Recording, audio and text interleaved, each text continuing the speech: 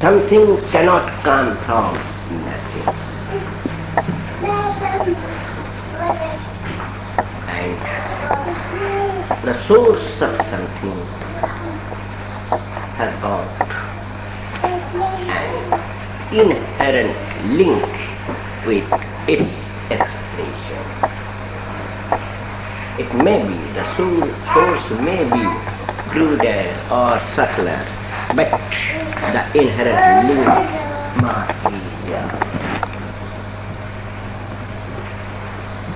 The human body and the physical bodies, along with the nerve cells and nerve fibers, nerve cells and nerve fibers, although they are media of psychic body or psychic structure, but they themselves are something physical.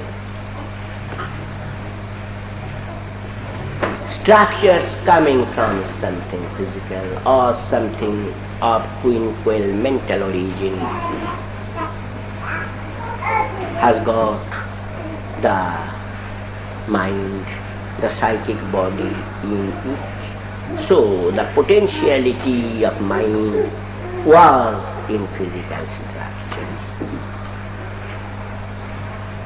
The so-called quinquil mental entities had the potentiality of living minds, and that's why we could get living minds or microcosms also.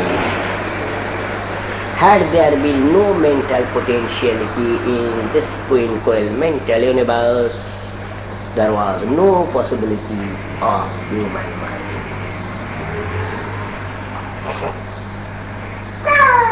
And this physical world, because of its having the possibility of mental expression, had certainly the origin in some entity in which there was immense psychic expression. So the microcosm has its origin in quinquil mental entity, and the quinquil mental entity has its origin in macrocosm. Microcosms, as the name denotes, are many in number. There are innumerable number of microcosms, but the root, the source is a singular. Macrocosm is a singular entity. Now, is this macrocosm the causal matrix? No, it is also not the causal matrix, because macrocosm means a kind of movement. And what is movement? Movement means change of place. This ball stand is here, I keep it here. This is movement. That is movement means change of place. And microcosm, what it is, a wavy movement, it goes wavy movement. Macrocosmic movement means wave, means vibrations. So for macrocosmic expression or macrocosmic movements, there must be space. The spatial factor must be there. And not only that, because it is movement, there must be some intellectual support behind it. So, not only the spatial faculty or the spatial factor, but also the personal faculty is also a necessity.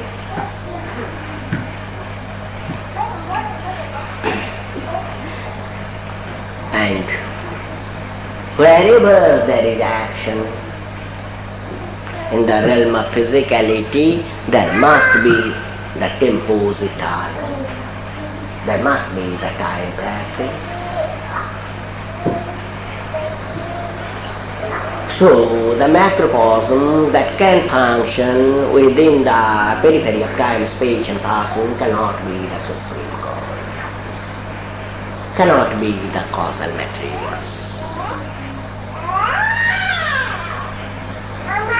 Now, this movement or macrocosm, because there is motility and mobility, there must be energy, any form of energy. Vital energy is also a form of energy. And what is and how that energy functions? It functions with the support of a cognitive ability, with the support of cognition. Without the support of cognition, there cannot be any movement. There cannot be any causal, temporal and personal factor. So macrocosm cannot function, and my macrocosm's existence is within the arena of these three fundamental relative factors. So we see the causal matrix or the root cause is that supreme cognition. And that supreme cognition is called Paramapurusha. So for each and every expression in this universe of ours, there is the Paramapurusha as the causal matrix, as the supreme cause, as the noumenal entity. He is the Supreme Father. And within the scope of human expression or expression of any living entity, there are physical atoms, physical cells, and along with the physical cell, for its movement and for its actional expansions, there must be the support of cognition. So that Paramapurusha, that Supreme Father, is with each and every entity. So no man, no expression is never alone in this world. He is always with you. Science says this, philosophy says this, and under no circumstances should a man suffer from the complex of helplessness or hopelessness or fear. You are the dignified children of the Paramapurusha, and he is always with you. You are never alone. And he is with the universe, that is, the entire universe is his object. And not only that, he is with each and every expressed entity, with each and every individual also, that is, collectively he is attached to the world, to that expressed world, and singularly also he is with you. You are never alone. At present said that this thing has got two aspects. Paramapurusha, the Supreme Father, is always with you and you are never alone. And it has got two aspects, one advantage and another disadvantage. Your disadvantage is that he is always with you, and that's why you cannot do anything secretly. You cannot do anything behind the curtain. And not only that, you cannot think anything secretly. Whatever you will be thinking, it will be automatically tape recorded by you. You cannot think secretly. If you say that, you know, my friend, we will do this and that very secretly, and I think Paramapurusha is over busy with this universe. Perhaps he is not hearing what we say. This thing also we heard by him. So it is a disadvantage. Nothing can be done secretly. And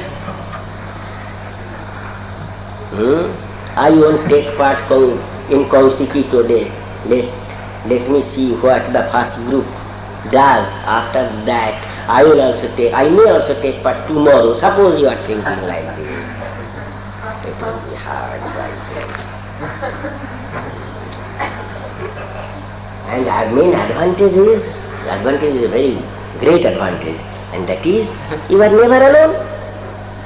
And because he is with you, you are the strongest man in the universe. He is with you. You are never alone. So it is the greatest advantage. There is disadvantage, but advantage is greater than the disadvantage.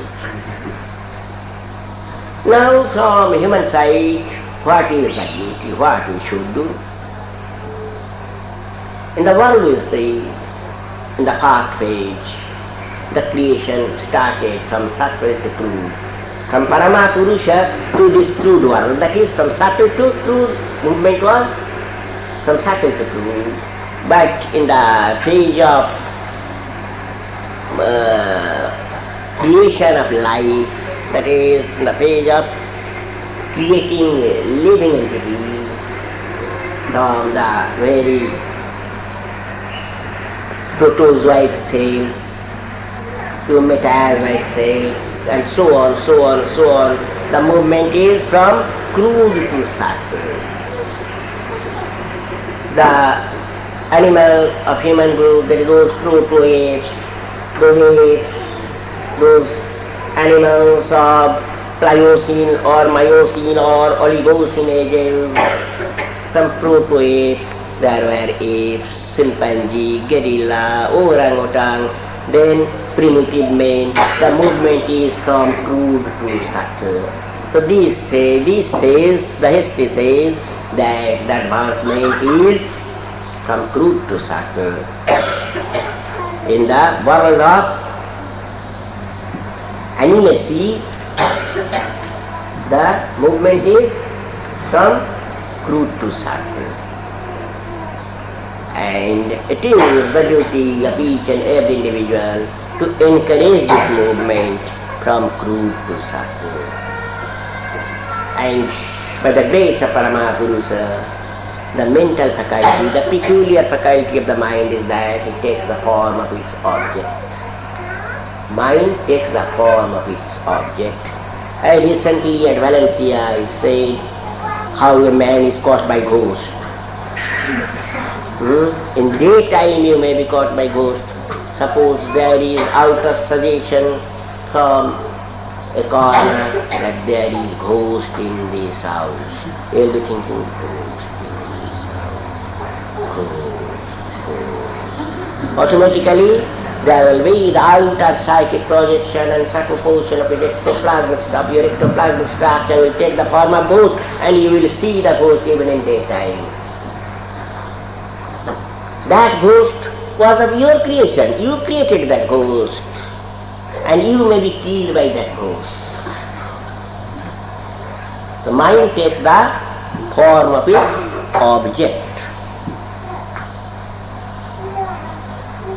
Sometimes you yourself, that is your very entity, may be converted into ghost due to fear. Ghost. I am ghost, I am ghost. The man will behave like ghost. Perhaps you have seen it. The man himself, he behaves like a ghost. Moves his head like this and says, I am ghost. So mind has got this faculty that it takes the form of its object.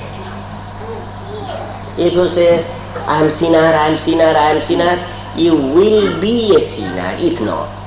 If you are not a sinner, but if you always think that I am a sinner, I am a sinner, I am a sinner, you will be a sinner. Because that sinning becomes your mental object. So you should never say, I am a sinner, I am a sinner, I am a sinner. You say, oh Lord, I am your child, I am your son, I am your daughter. I have got the birthright to sit on your lap. Please purify me. This is the proper approach. This should be the proper approach. My dress has become dirty. Please get my dress cleaned and take me on your lap. This should be the proper approach. And not, oh, I am sinner, I am sinner. Never say like this that I am sinner. Don't be guided by this sinning complex or this complex of hopelessness or helplessness or complex of defeatism.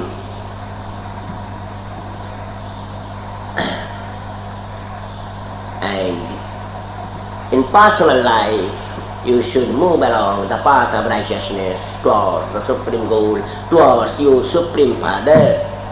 You all belong to the noble family because your Father is the Supreme Father. Nobody is unimportant, nobody is insignificant. And you should never think that, oh, because the priest didn't issue any ticket for heaven, that's why I won't be able to go to the heaven. No, don't think like that. The priest has got no right to issue a ticket. And who is going to issue him with a ticket for hell? No. Your good actions will bring you closer to the Paramapurusha, and finally you will be one with him by dint of your sadhana, by dint of your occult practice. And just to concentrate your mind during the occult practice, you must dance and sing Kirtana, because Kirtana is the best purifying agent. It purifies the mind. And its meaning is also very good. That is, O Father, I am to take only your name and your name only. Baba means the nearest and dearest one. So my advice to you all, my direction to you all, my instruction to you all is that you should move along the path of spirituality fearlessly. And you should remember that as the Paramapurusha, the Supreme Father is your Father, you cannot be an insignificant person. You must not suffer from any sort of inferiority complex. You are the glorified child of the Supreme